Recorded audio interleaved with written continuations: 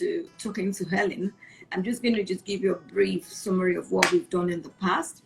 So we, every 2 weeks or every 2 to 3 weeks, we have refresh series. And we've had one where we've looked at the children, because everybody seems to think children are resilient and forget them. But there's a lot children are going through. And we had a child psychiatrist. I spoke to him a couple of weeks ago to be precise. And it did say that in Canada, they've had a very high rate of suicide. Yes, it was as if after he spoke to me, it just kind of just skyrocketed. So there's a lot of mental health issues with children and adolescents that they're dealing with. So these are really being impacted. The IG Live is on our YouTube page, which is Refresh Healthy Living. So you can just pop in there and hear what he has to say. And then the last one we had about adults. How do we maintain our mental health, really, physical mental health, really, without medication, just staying safe and staying above. So that also is on our YouTube page. So feel free, or you can just tell people to go to YouTube page and listen to it, watch and listen to it. When Ellen and I are done as well, we'll dump this there as well. So you can always go back to it. If there's anything you think you've missed, you can always go back there and just listen to it again and then take some points from it. It's 10 minutes past the hour. This is going to be fun. We're just going to start. So today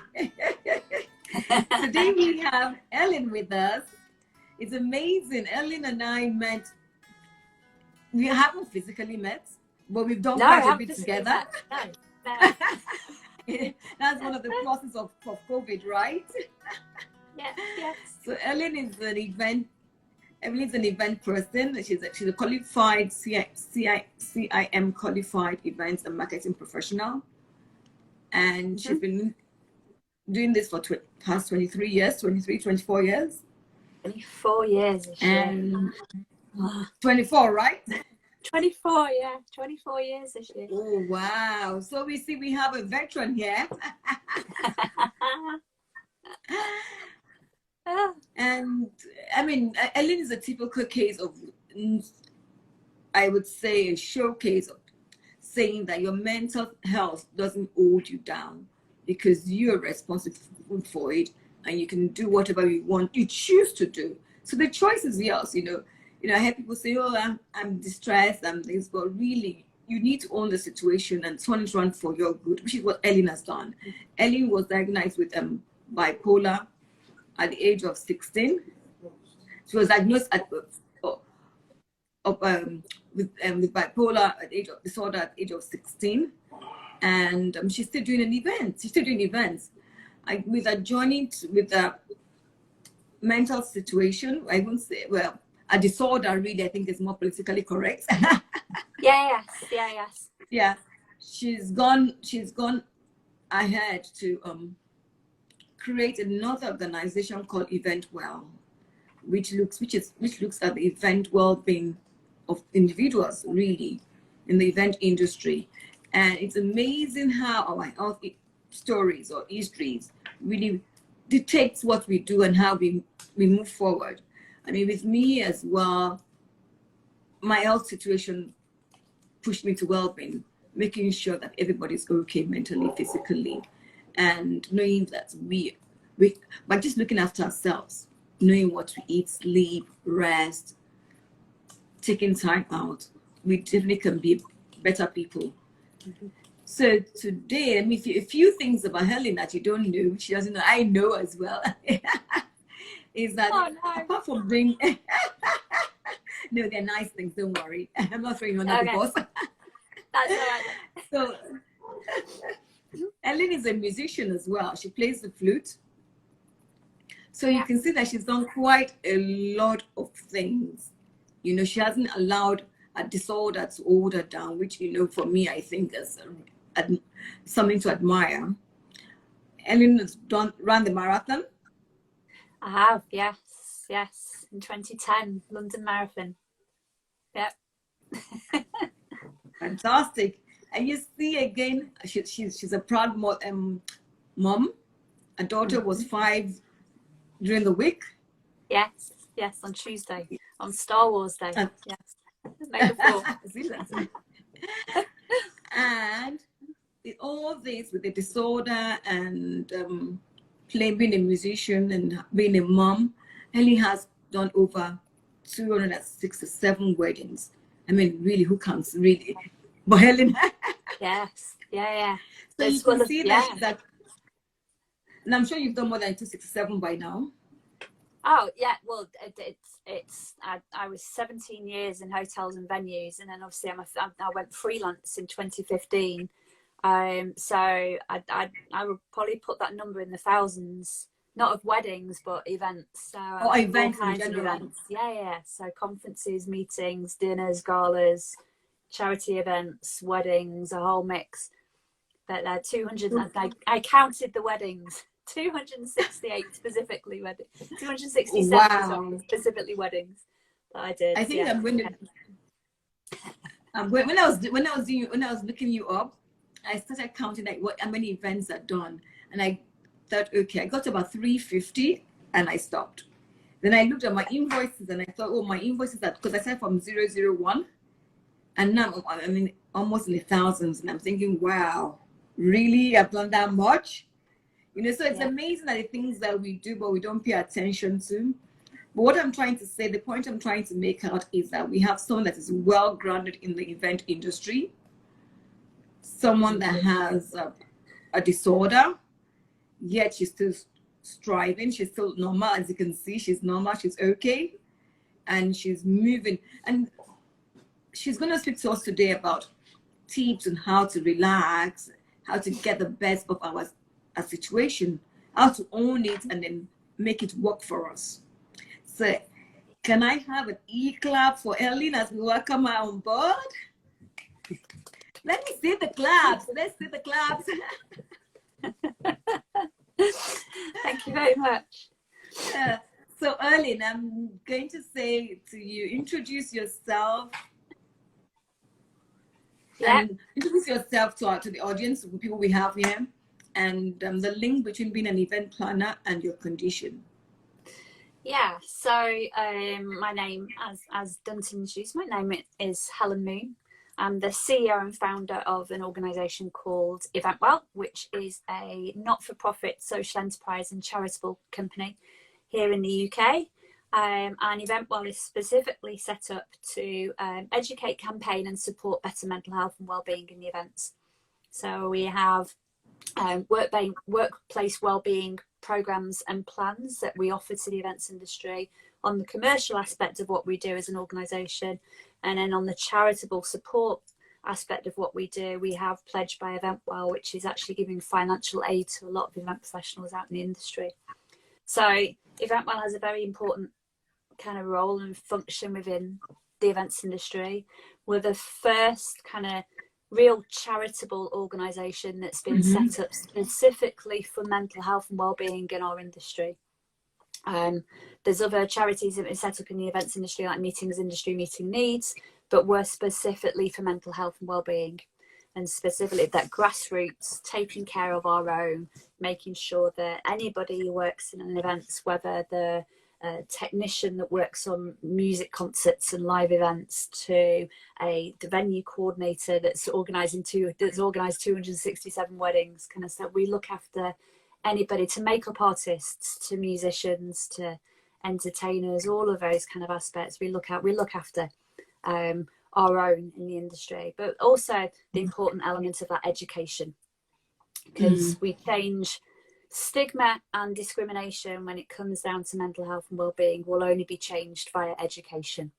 Because for me, kind of stigma and discrimination always comes from ignorance, and ignorance comes from lack of education and lack of understanding. So that's why the crucial part of what Eventwell does is that really, really vital education and understanding, spreading the word to try and break down some of those challenges that many of us in the industry have faced on numerous occasions. So I've had bipolar disorder since I was 16. So I've had it a long time.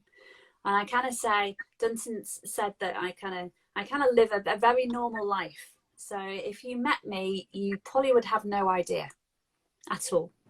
As you get to know me better over time, you will get to know, because you'll see those peaks and those dips and stuff that I'll experience.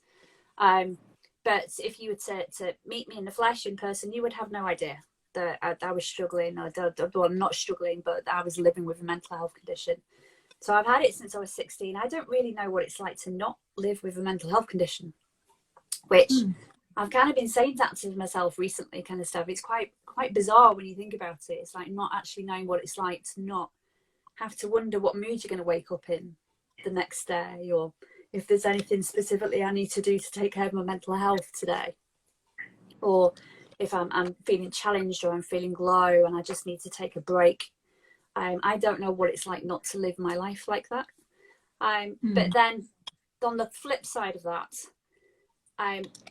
that should be what all of us do, because we all feel low at times. We all have difficult periods at times. We all face adversity and challenges at times. Makes no difference if you're someone like me that's living with bipolar, or if you're someone that doesn't live with a mental health condition at all, because the important thing is the fact that all of us have mental health, every single one of us. And these conversations aren't reserved for people like me. The conversations that we all need to be having in terms of looking after ourselves. And we've never really had conversations on the level that we're having them now when we talk about mental health. Physical health has never been a problem. We have no issues at all talking about physical conditions. Yeah. So a lot of the work that I do with Event Well is about that as well, and communicating and allowing people to see that, you know, even if you do experience poor mental health, and whether that's anxiety or depression or something chronic like bipolar, or even worse, schizophrenia, or any of those kind of conditions, it's like you were saying, Duntan, it's nothing to be scared of or frightened of, because it can be managed, it can be controlled in the same way that physical chronic illnesses and acute illnesses can be managed and treated and controlled. So I think the more people see people like myself talking openly and thriving, as we call it, the more the hope it gives to other people, I think. So that's what I love about the work that Event Well does. I love the fact that it offers that hope and that education. My diagnosis of bipolar was actually in 2009. So I had bipolar for 20 years before I was correctly diagnosed. And again, that's from the lack of understanding of the disorder. It's very easy to misdiagnose it if you don't recognise manic behaviour.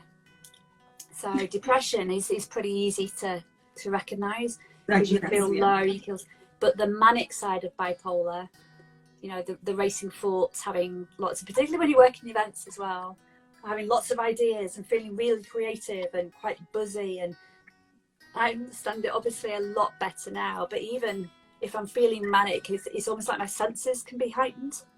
So I'm much more aware of my surroundings and my hearing, and I'm more likely to be checking over my shoulder and stuff a little bit. It's just my senses are much stronger when I'm in a manic, when I'm feeling manic, than they otherwise would be. But unless you know that, you wouldn't recognise it. You haven't been diagnosed, you wouldn't recognise those behaviours.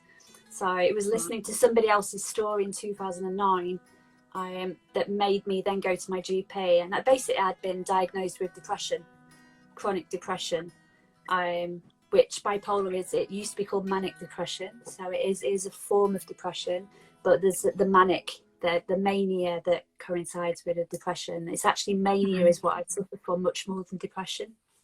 So if I go into, I'll only ever really suffer from depression if I go into a big manic episode, because I'll crash, is what will happen. The higher you go, the faster and the harder you fall, if that makes sense.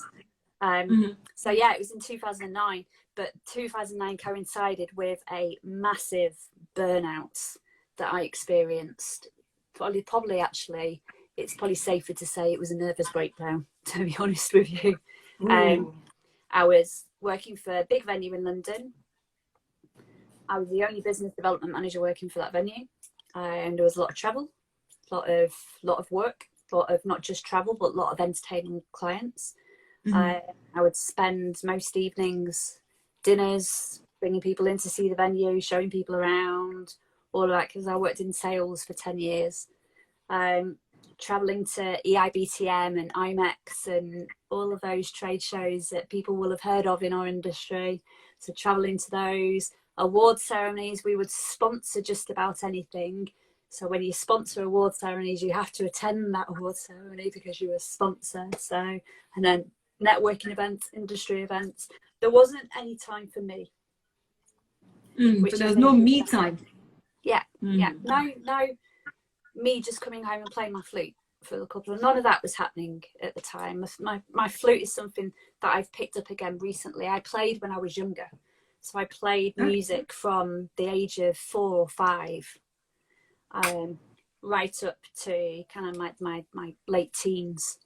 And then because I was poorly and other things that had happened in my life, I kind of dropped music. So I hadn't played music for a while. But it's one of the first things I picked up when I received my diagnosis in 2009. Then when I started to turn my life around, that's when I started to play music again. But in 2009, that's where my career in events had got to, kind of stuff. It was all about the job. It was all about work. It was all about events. Successful career and doing well, but the me stuff, the music, the rest, the chance to recuperate and regenerate and just sleep and all of those kinds of, none of that stuff was happening. And the inevitable just happened, to be honest with you. So, and that's for the first 15 years of my career, pretty much looked like that. And you know, you've just summed up what we really, as event professionals, what we do. We're busy looking after other people.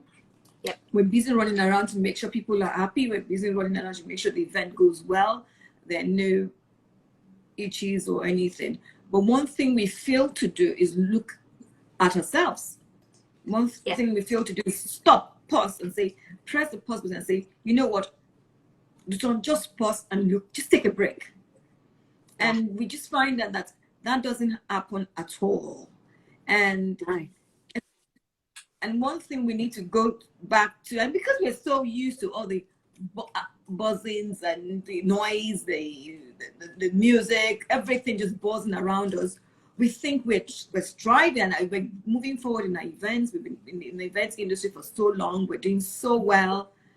But then when you eventually had to stop, like with COVID, we literally had to stop.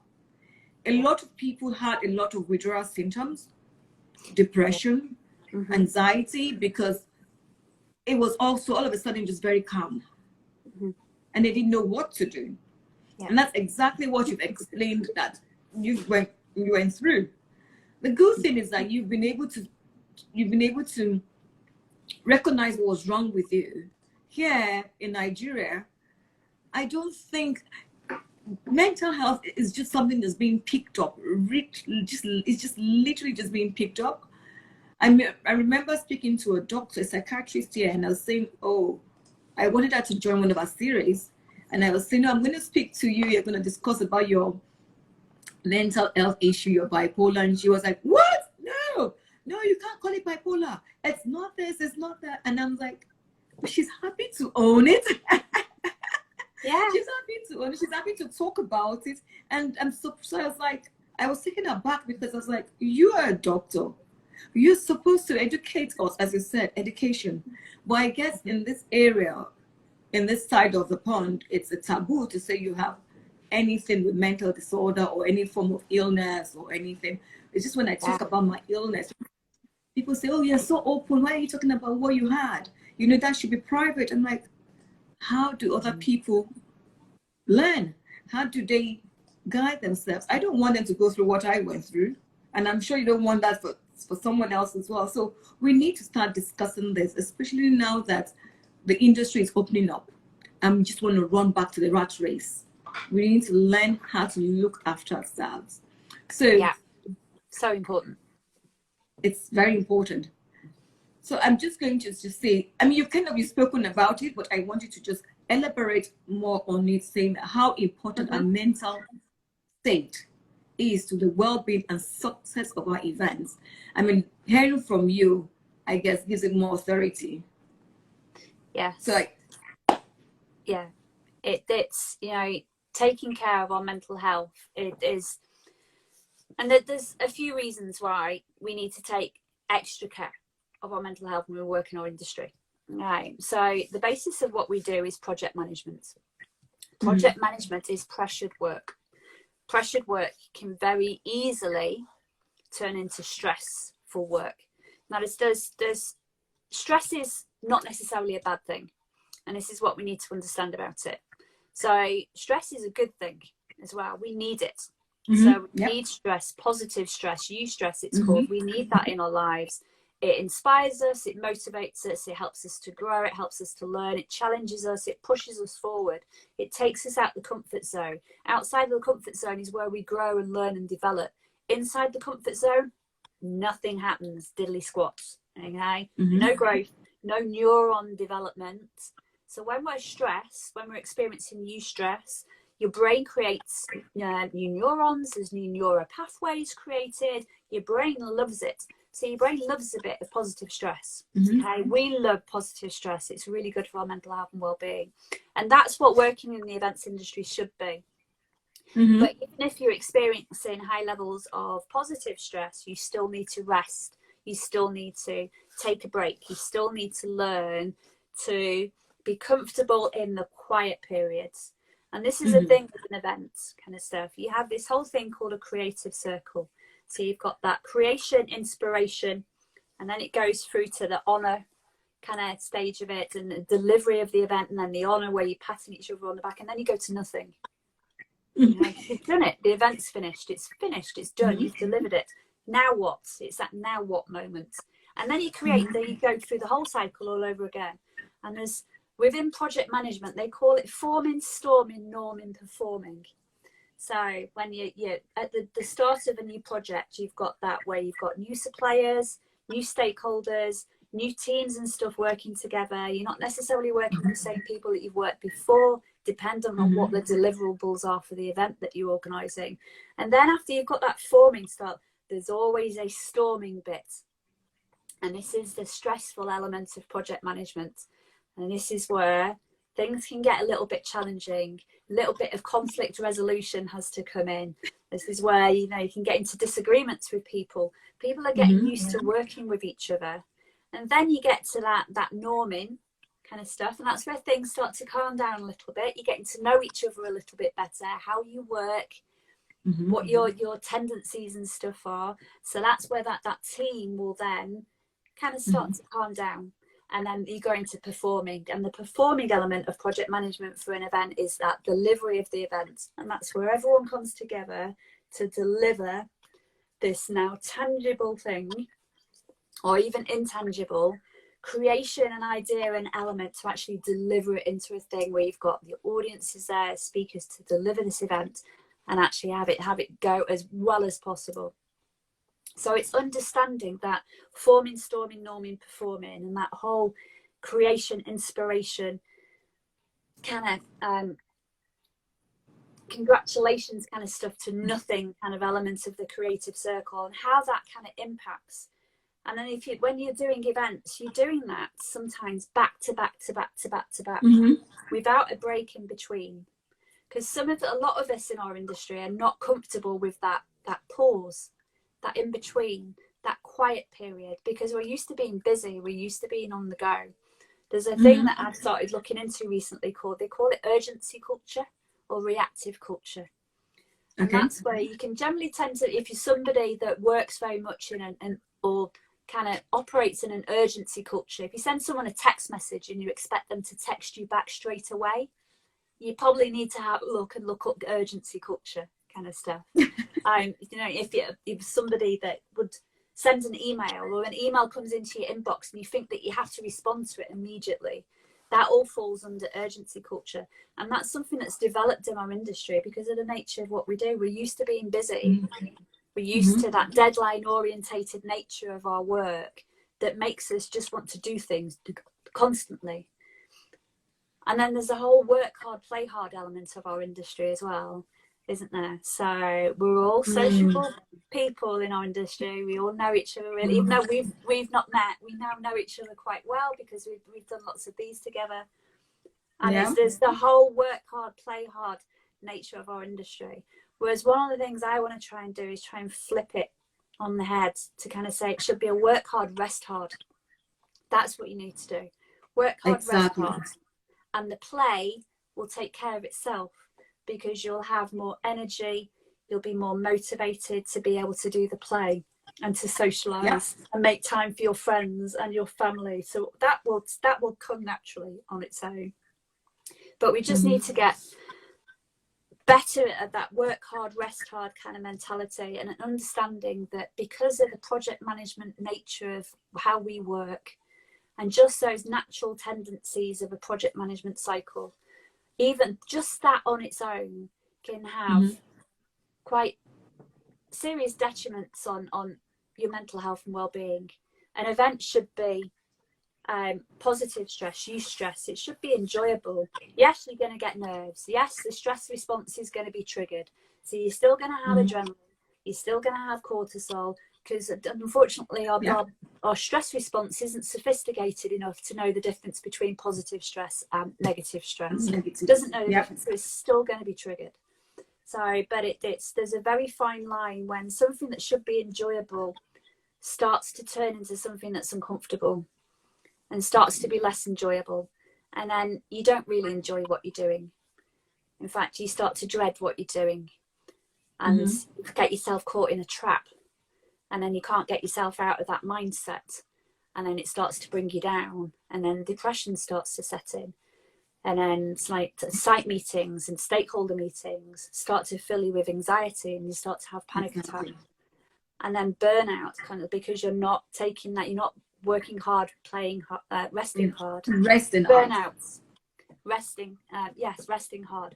Burnout will eventually happen because you get yourself caught in this stress kind of feeling of what negative stress feels like, which is generally just, it feels uncomfortable, it's not nice, you're not yourself, you're not motivated, you're not inspired, you don't feel challenged, you feel threatened. And that's the difference between the two. But we need to get better in the events industry and as professionals of recognizing the difference between those two. So I always say anybody that says you need to get rid of your stress in our industries is talking, no, they don't really know what they're talking about that much, because you'll never get rid of stress in our industry because it's eustress, it's positive stress. We're supposed to have that there, and that will always happen. You will never be able to get rid of stress completely in the events industry. It's just it just won't happen. It's just part of it. It's just part of it. It's just part of it. Yes, events are stressful. They're pressured. You know, that's part of the beauty and the fun and enjoyment of what we do. What they don't need to be, what events don't have to be, is distressing and uncomfortable and make you feel threatened and anxious and worried and depressed and sad and burnt out. That's what events don't have to be. But because of the unique challenges of our industry and the deadline orientated nature of it, and because of the stress response and stuff, we do need to take extra care of ourselves. We do need to take extra care of ourselves. And that's not just for our industry. There's other industries as well who have those same deadline orientated, the legal industry, for example, kind of stuff. Yeah, a court date is a court date. You know, you can't move a court date. So I have friends who work in the legal and law industry and legal, and they face similar challenges and probably have the same number, that kind of 1 in 3 people who struggle in our industry every year. They're very similar kind of statistics there. So it's being aware of that project management basis and how extra important it is. Stop glorifying not having enough sleep. You know, not having slept for weeks. You know, I've gone all day and I've not eaten. That's not good. Stop glorifying it. Not had a holiday this year. That's not good. Stop glorifying it. Kind of stuff. Find a way to get comfortable with taking your holiday. Find a way to get comfortable with making sure you get a good night's sleep. And that's because it's learning how vitally important all of those areas are. Self-care with your nutrition, exercise, fitness. For me, with somebody, I was saying it at the start, wasn't I? Duntan, it's for me with somebody who lives with a mental health condition. I can say with my hand on my heart how different I feel if I'm eating healthy foods, trying as much as I can to eat healthy foods. So making sure I'm eating fruit and vegetables every day, making sure I'm drinking enough water, making sure I've got a nice mix of carbohydrates and proteins, lots of proteins. You know, sleep. They say, important. Yeah, they say for particularly with people that's from bipolar and schizophrenia, because of the mania that's associated with the conditions, they actually rate now as sleep being more effective at managing those conditions than medication. Sleep alone. And it's then not exercise. just. Sorry, go on, Duntan.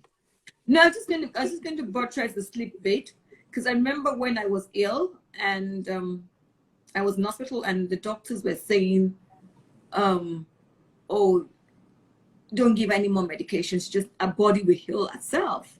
And the consultants were saying to me that you just need to sleep. You know, then I used to pride myself that, 3 hours, 4 hours sleep, I was good and I could just move, you know. Food wasn't even important. But then I think falling ill in 2000 was really a wake-up call for me. And the things the doctor said, and I had TB. I had TB and I had TB of the spine. I was living in the UK then. TB has been eradicated in the UK for years. So they didn't know how I got TB. And they're not just not TB in the spine, which is really strange. And then I had pneumonia and I had bronchitis. It was just back to back, back to back. And I remember the doctor saying to me, all you need to do was eat well and sleep. And I was like, dude, I'm about to die. What's it?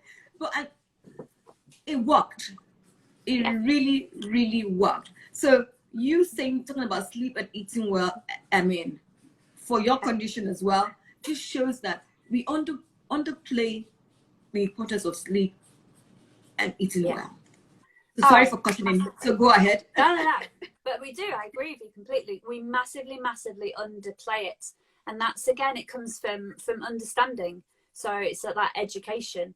So if you hear it from someone like me that lives with a mental health condition like bipolar, and I turn around to you and say, I know that if I go through a period of time where I'm only getting 4 to 5 hours, I will be iller. I'll probably go into a manic episode. I'll be really, really ill, and I'll probably have massive depressive episodes. And there's no probably about it, because it has happened in the past. It has happened.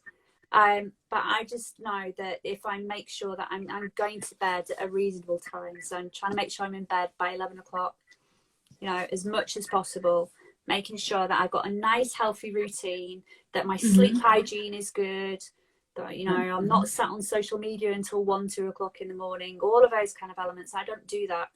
I know the impact, the change, how I feel in terms of my mood and my bipolar. And it's almost like I come back to my middle, and I don't even have a threat of feeling manic or feeling down. It's like I balance. I become stable, and I balance, and I kind of just it almost feels normal. Feels normal. Almost feels like what it feels like if you don't have a mental health condition. I was saying that's what it feels like to me. And there's exercise in that as well. So it's those 3 pillars of health, isn't it, Duntan? They're so fundamentally important. But when you live with something like bipolar, you come to realize, and this is what I learned when I got my diagnosis, and this is how it changed my life, really, because then I was able to look at it and go, right, okay, so for me, these are extra important because I live with this condition. But, you know, me to be able to pass that education on to other people, to say it's just as important for you as it is for me.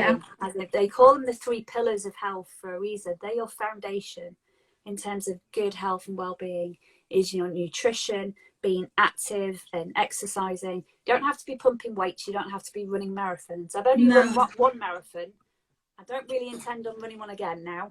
I've done a few half marathons. I've only done one marathon. very proud of the fact that I did it. But you don't have to be doing that. You just 30 minutes a day activity, being active, 10,000 steps a day, aim for that. Good, balanced, healthy nutrition, drinking lots of water. Your brain is 75% water. It needs water. Exactly. And of the food that you eat, 20% of that minimum is needed by your brain alone.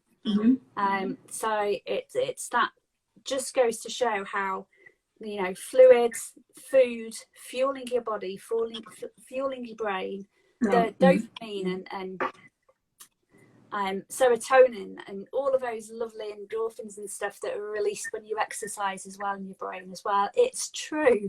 It's not just fitness people trying to make you join a gym. It's true. It makes a difference. And just for me, the difference, if I know that I've had lots of sleep, of how I wake up in the morning and the mood that I'm in, I say that I can absolutely say that with hand on heart, that sleep for me is of those 3 pillars, sleep is the number one. Then it's exercise, and then nutrition. Yeah, and it's amazing you said. Sorry, mental lunch is coming. It's amazing you said that, you know, because I'm very skinny. I weigh less than 50 kg, and people say to me, "Oh, why are you exercising?" And I'm saying that the fact that I'm skinny doesn't mean I don't need to exercise. I really need to exercise, because then I can have so many things within me clogged up and not even be aware of it. So exercise is very key. And for me, sleep is fun. I don't joke with my sleep. I literally trained myself to make sure I get 8 hours sleep, you know. And we can, as you said, we can get caught up in all the social media and all the Netflix, and yes, they're all good. I'm not knocking them, but everything has its place. Yes. So another thing again I want us to talk about is that as event planners, and I know there are people on here that are not event planners, but I know this is going to be useful for everybody. We're using event planners so that it's easy for us to navigate through this. But what we're talking about is actually for everybody, regardless of what industry you belong to. So what I wanted to talk about is that we all have, as event planners, we plan. So one of the things that we do is that we plan, and we plan, and we plan. And then sometimes our events don't go as planned. We fail. Our events are total flop. And people just beat themselves up and just go into some kind of depression, or saying, I didn't do well, maybe I'm not enough, really. But really, we're enough. So I just want you to talk about that, saying, how do we cope when you have had a failed event? You've done everything, all the T's have been crossed, all the I's have been dotted, but then the event was a flop. How do you get yourself out of that psyche and then ginger yourself to go on to the next event? Yeah, this is one of my favorite topics. I love that this question is in here. It's one of the things that I love to talk about in terms of our industry and what some people are like in our industry. And we never talk about it comes down to that. Yeah, it comes down to that perfectionist nature. Perfectionism does not exist. The perfect event does not exist. There is no such thing.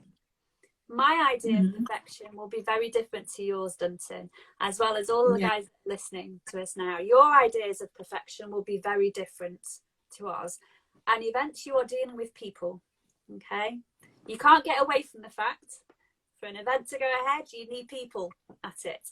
So when you're dealing with Joe Public, when you're dealing with other people, you are never going to get perfect event. You're never going to hit that mark. You are never going to hit that mark. So for a long time, I've always had the mentality, and particularly when you work on the supplier side, I think sometimes on the supplier side is even more pressure to deliver for your clients.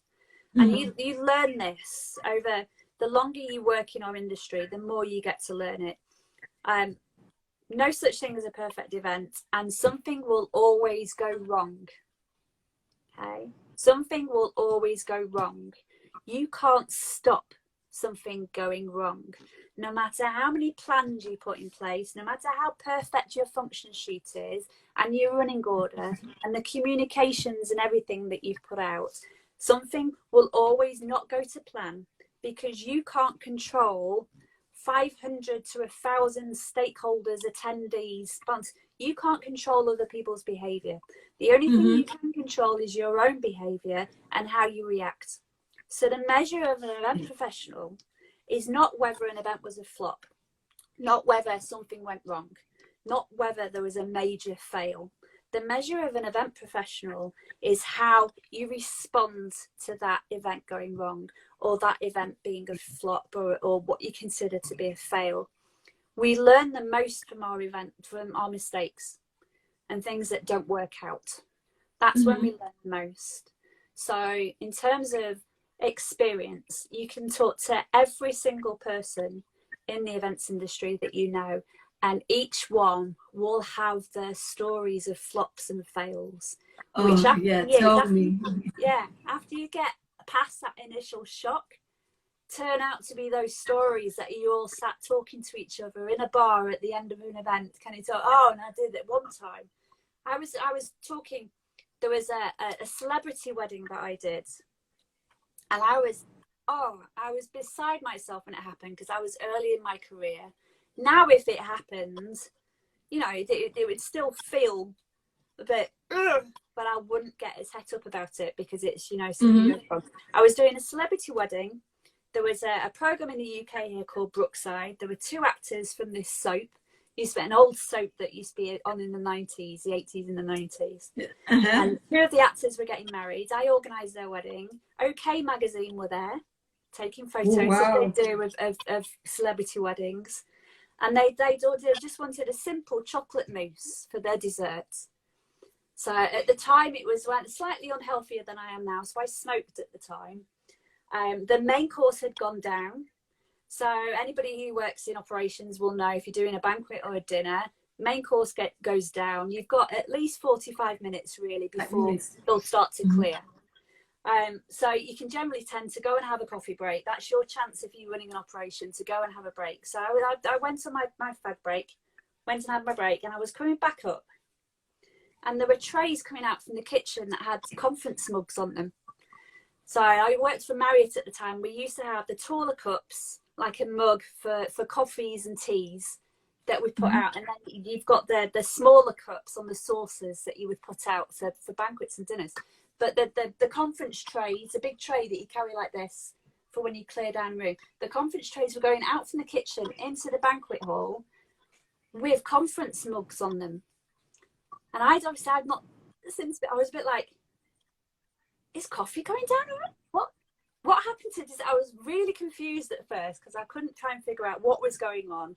And then I was like, the coffee can't be going out so quickly. And why are they sending the conference mugs on for coffee? It should be on the cups and saucers. And basically what happened is they couldn't get the mousse to work properly. It wouldn't set.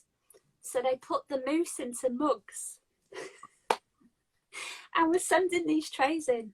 Well, of course, that wasn't what the bride and groom had ordered at all. And nobody had spoken to me as a wedding coordinator. They tried to hide it from me, basically, and tried to get the dessert into the banquet room as quickly as possible so I wouldn't see.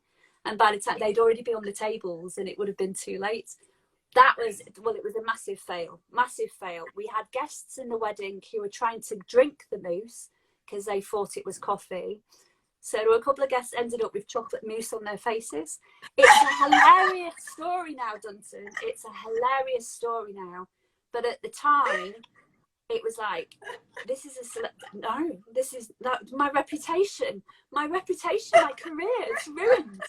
I remember screaming at the chef, going, mousse in a mug, screaming at executive chef. It's hilarious now, but do you see what I mean about the whole, you know, things go wrong. Sometimes that's just the nature of the beast of organising an event, because you're dealing with people, and people will not always do what you want them to do. So we just you can't control them. No, we need to get comfortable with understanding that control sits with ourselves. It's the only thing we can control. We can plan, and we can put great plans and stuff in place to ensure that an event goes as well as you can possibly hope for it to go. And when I organise an event now, that's what's in my mind. This event is going to go as well as I can possibly hope for it to go. I'm striving for excellence with this event, not perfection. Something's going to go wrong. I've just got to get myself ready for when that thing goes wrong, so I can jump into action to fix it as quickly as possible. And what we also do, because we all know as well, when we attend events, there'll be stuff going wrong all over the place, but we don't see it. No, sometimes we've got no idea. Yeah. You just sometimes there'll be a technical hitch or something like that, but it tends to get resolved pretty quickly. No skin off your nose, really. And it's the whole feedback as well. That's like you were saying, it's like kind of dwelling on the things that go wrong in an event. You'll tend to find that every event that you organise, pretty much 90 to 95% of that event will go bloody well. It'll be fantastic. It'll be something to be flipping proud of. But what we do so much in our industry is concentrate on that 5%. And yes, have a concentration on that 5%, because there'll be stuff you can learn from that 5%. So I'll do it differently next time. We'll try doing it this way and see if that has a better impact. But, you know, we need to, that whole, get more comfortable with resting and the quiet periods and sleeping and all of that kind of stuff. But also get better at congratulating ourselves for the stuff that we do well. So important. I could talk about this. I could go on about this for hours, but it is. I know. Yeah. Speak to enough event professionals in our industry that have that perfectionism to them, and I have to be truthful as well. From the supplier side, when you've dealt with many a perfectionist event coordinator manager, if that's you out there that wants everything to be perfect, you're a nightmare to work with. You make things really, really difficult, stressful. You create perfectionism and striving for perfectionism. Remember that forming, storming, norming. You've got forming, storming, trying to perform, not really happening, because you're just setting the bar that can never be achieved, not just by yourself as that event professional, but anybody who's in your supply chain, your stakeholder groups, anybody associated with that event. Perfectionism sets an unachievable bar for everybody and creates a stressful environment for anybody involved in that event. So just cut yourself a little bit of slack, you know, make things a bit easier for yourself and stuff, and see how happier you become and more comfortable and relaxed you become. And you actually will enjoy the event as well. Yes, enjoy the process. You should be loving and enjoying what you're doing, not putting unnecessary pressure on yourself. That means, you know, it will feel uncomfortable. Remember what I was saying about distress and eustress. Eustress, it feels challenging, exciting, motivating. That's what positive stress feels like. Distress, negative stress, feels uncomfortable. You feel threatened. You feel challenged, but in a bad way, not in a good way. It feels very different. So that's what perfectionism does. Excellence is a positive stress. Perfectionism is negative stress and distress. So that's my fill on that bit, Duntan. That's what I have to say on that. And that's good. Thanks. I'm sure we picked up a few points from what you said, because I was just about to say before, we spent almost an hour. Can you believe that? Yes. So I was just going to say, can you just give a few tips on how to relax? I mean, how do you distress yourself? How do you relax? What are the things that you do when you get back home, or even on the job? Because during the event, for me, I think there should be a point where you need to take a break and just go and have a me time, 2 minutes, 5 minutes, come back. You know, just go and breathe. Really, just go and breathe and then come back. So, but what tips can you share today on how to distress during an event and after an event? So in the build up to that, lunch breaks are really important. Make sure don't skip your lunch break, even though you think that you're doing yourself good by skipping your break because you can fit a little bit more work in. Your brain can only take so much information, so you need to rest it, and you need to periodically rest it throughout the day. So when you attend, if you attend an event, for example, if the session's an hour, the brain will only take about 10 minutes of information. Whether that's a 15-minute session, whether it's an hour session, it will only take maximum about 10 minutes of information. Your working memory, as they call it, so that's when you're doing things in the day, so that's the thing that sits in your working memory, only has the capacity for so much information before sleep then processes that information into short-term or long-term memory, deciphering, when your brain deciphers how important that information is. So remember about that working memory, okay? So don't exhaust yourself, don't exhaust your brain. You need it to be working. They're like the same with your phone. You wouldn't let the battery go down on your phone. So you wouldn't let your phone be working on 10% battery. You plug it in to recharge it. Same applies to yourself. So when you get down to 10%, you need to take a break. If you feel overwhelmed, you need to take a break. If you're starting to feel a little bit threatened, challenged, you need to take a break. So Pomodoro Technique is a really great one for anybody who's not used to kind of taking a break in between tasks. It is like you're saying, you will develop healthy habits, so it will come naturally. So Duntan, you were saying about sleep, which you train your brain and your body to go to sleep at certain times. It's called your circadian rhythm. Okay, so that's what sleep hygiene is all about. You can do it the same with everything else, but things become healthy habits. So you don't have to try to do them, you'll just automatically do them. In the meantime, Pomodoro Technique. So set a timer for 25 minutes. Timer goes off at 25 minutes. You have a break for 5 minutes. Have a walk around. If you're taking a phone call, stand up and have a walk around to take a phone call. But, you know, take a break after about 25 minutes, 45 minutes max. Push yourself to that. That also helps you with time management, because you'll start to break down your tasks into 45-minute maximum chunks in terms of how you work. But your lunch, never skip your lunch. Don't have your lunch at your desk either. Also, it's generally quite unhygienic for you to do that anyway. And as we all have this big priority on health and cleanliness and stuff at the moment, for obvious reasons, just give yourself a break to go and eat your food properly and chew it properly and enjoy it, and do something mindful, you know, or go for a walk at lunchtime, get out in the fresh air and the nature. Bipolar is amazing for mental health. It's Mental Health Awareness Week in the UK this week, and the theme is nature.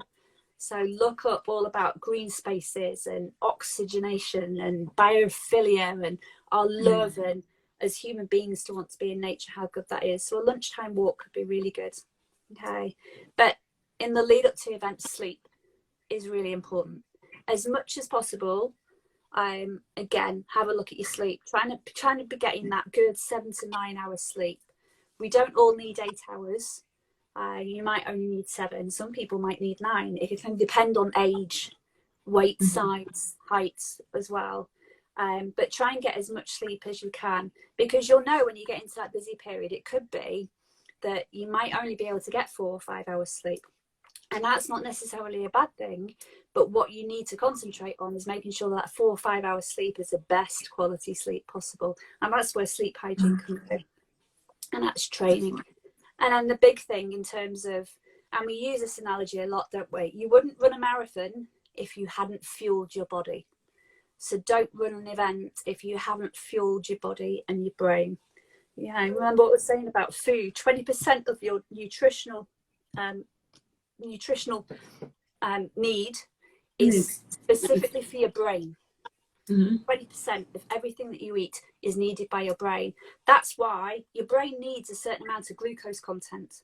That's why if you're at an event, you hadn't had your breakfast, your brain will take you to the sugary stuff.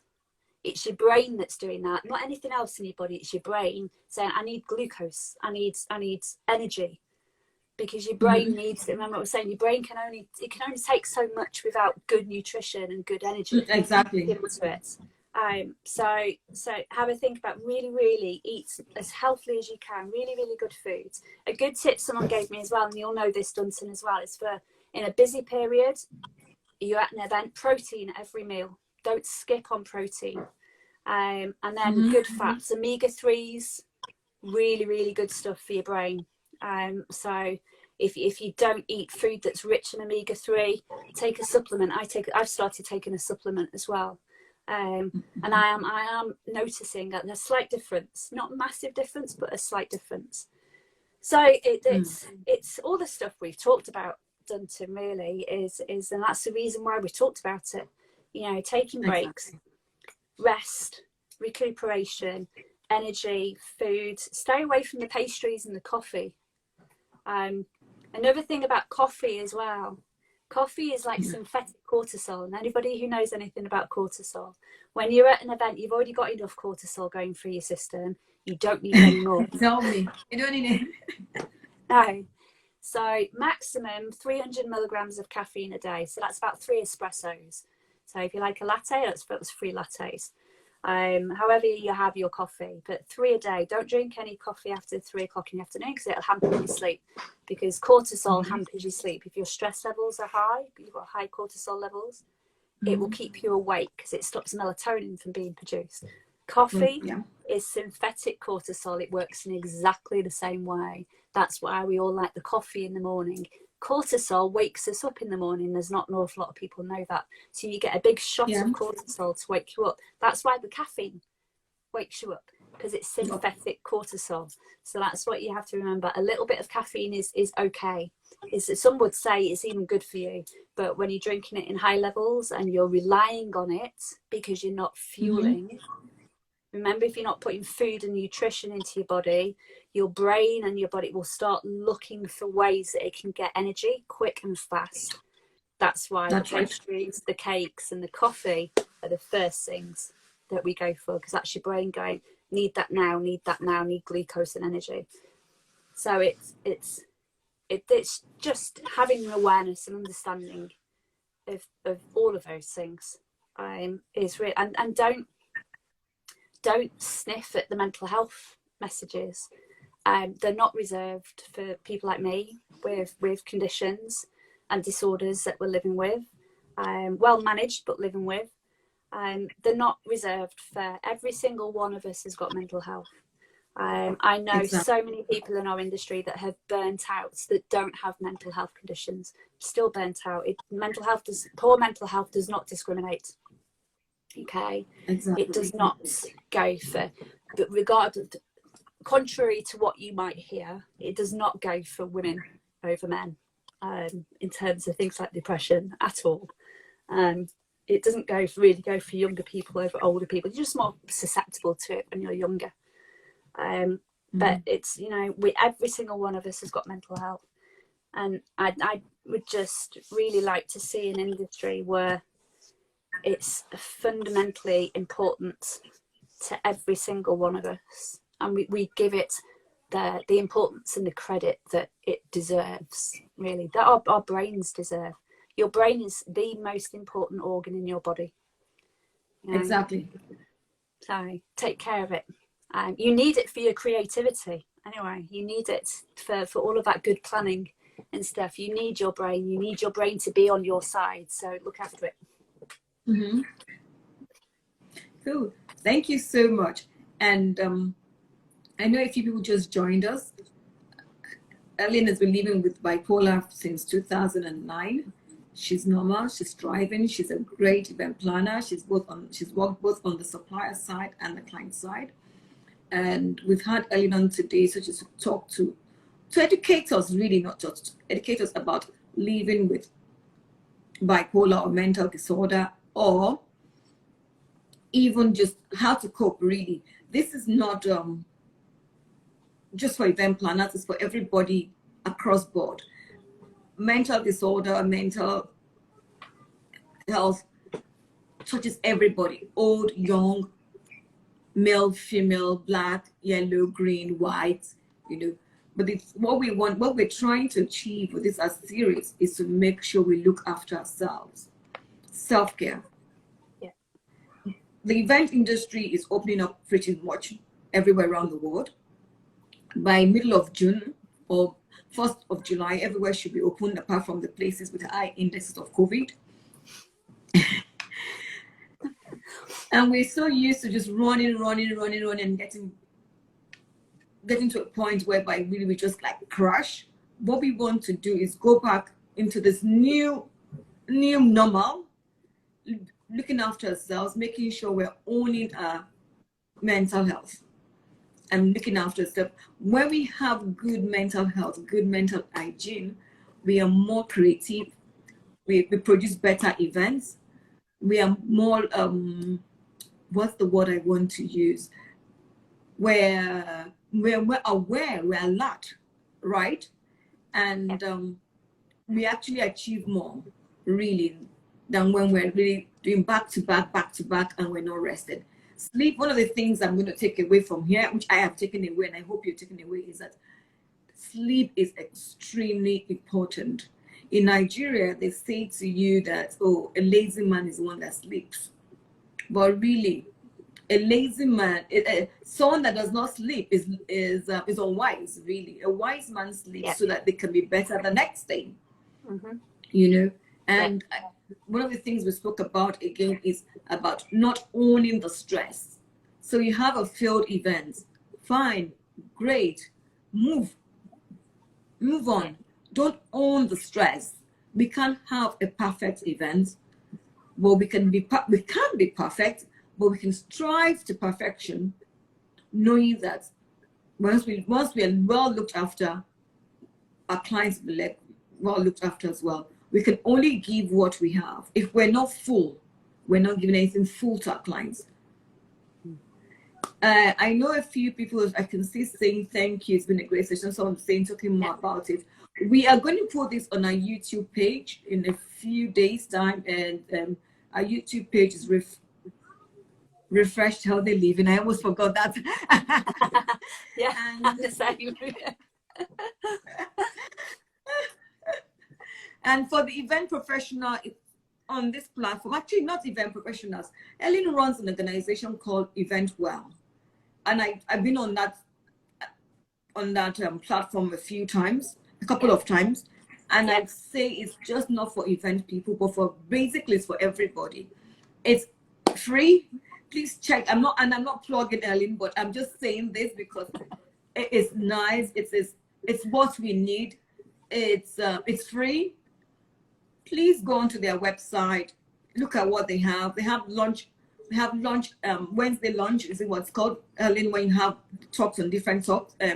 You deal with different topics. Yep. So we've got talks by Event Well. So every other month we have events. We've got a Facebook group as well called Talking Circles. So we started doing coffee mornings and a Friday fitness class we've got a virtual body and mind gym. Oh yeah, we did just so much. I did Twitter chats, everything. We're all about kind of pushing out, like I was saying, that education, because that's just so important to kind of. And it's all free. Apart from the summits. Not all of it's free. Not all of it's free. Oh, okay. But a lot of the platforms, a lot of the outreach education that we do is free. So our Twitter chats are free. Our Facebook group is free. Some of our talks that we do every other month at the moment are free. So there's lots of elements of what we do that's free. And then lots of elements that we do that are part of our membership. So we do actually offer membership as well. So anybody who's studying event management at the moment, you can come and join us for free, and we'll support you through the duration of your event management studies. We see that as really, really important to educate the new talent coming into the industry of the importance of mental health, looking after their mental health and self-care. And then anybody who's not working, you can come to Event Well and we'll support you while you're out of work. Again, because we know that people out of work will be more negatively impacted with poor mental health than people who are in work and have purpose. And then, free support and stuff that we offer as well. So we've got pledge that we offer for anybody who might be looking for some financial support. We can offer that. We do mental health first aid training for people who are unemployed and out of work, particularly concentrating on freelancers and corporate event organisers, to make sure that they have those vital skills, because we see that as being really important kind of moving forward, that we don't just have physical first aiders at events now moving forward, but there should be a mental health first aider at every event as well. So yeah, there's lots of aspects, and then we've got a ton of free resources on the website as well. So there's lots in terms of our outreach work that we do that is free. Not everything we do is free, but there is a lot of outreach that we do that's free. Okay, and for those in Nigeria as well, 2 weeks ago or about 2 weeks ago, Lagos State launched a mental health helpline. It's a free phone call, so you can dial in. Unfortunately I don't have the numbers written down, but it's on our Instagram page, the Lagos State telephone number for mental health. So if you're going through a crisis, you need to talk to somebody. You just need to talk to somebody. Lagos State has a free line. The numbers are up on our Instagram page at the moment. Please go there, speak to somebody. It's confidential. They have trained counselors as well who would answer you. And all said and done, a time comes when you think you know that you need to seek professional help. Please seek professional help. Everything we've said here are just tips to help you get better. We're not recommending them as doctors. No. So if you think you need to see a doctor, please see a doctor. There's no stigma. The earlier you catch it, the better. Yeah. So definitely, that's a really important point, that Duntan. Actually, I have bipolar, but I have a medical team and a crisis team who are on standby should I ever. So my GP is fully aware. I've got a psychiatrist who kind of, depending on how I'm doing, will pop in and out of my care. So that I have all of that.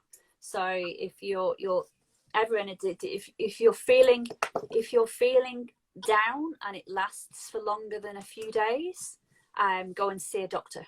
Talk to somebody. Go and see a doctor. Go and get professional help.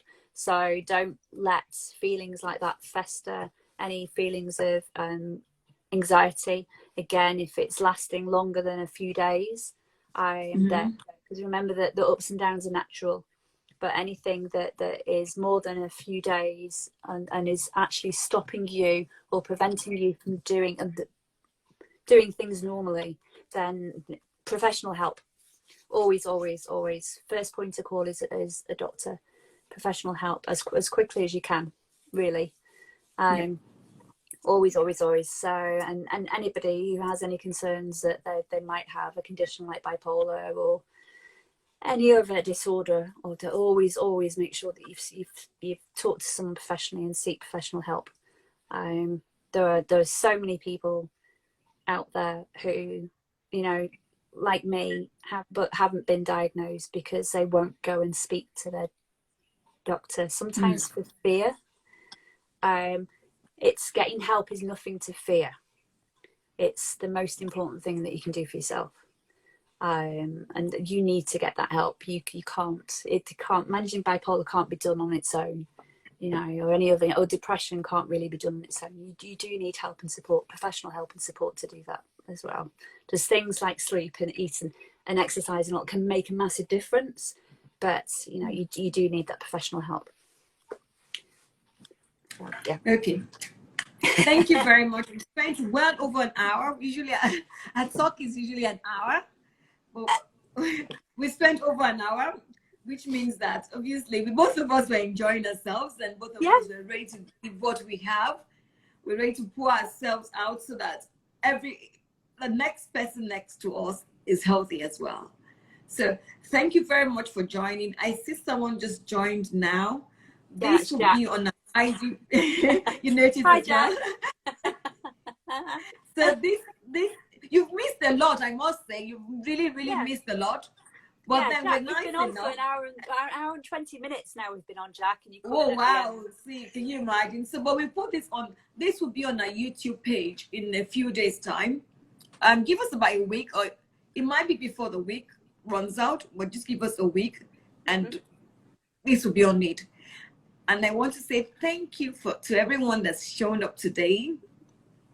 Our next one is in 2 weeks' time, and we're going to talk about music and that well-being. the importance of music to our well-being. So I'm going to do for that one. Yeah, make sure you join us, and we agree we have our speaker in next 2 weeks. She's fantastic. I'm just gonna say that she's fantastic. So we're gonna start talking about her in a few days' time, and we all know that what we hear has a lot has a great impact on our well-being. Music, especially as insignificant as it may seem, has a lot about how we think, how we move, our mood. But let me not give anything away. Join us in 2 weeks' time when we talk about music and the impact on our well-being. Thank you very much, Helen. Thank you very, very much for joining. It's always a pleasure talking to you. I mean, I can't wait to when we'll physically meet each other. I know. It'll be the biggest hug ever. I know. So thank you very much, and see you guys in 2 weeks. Thank you. Bye. Thank you. Bye.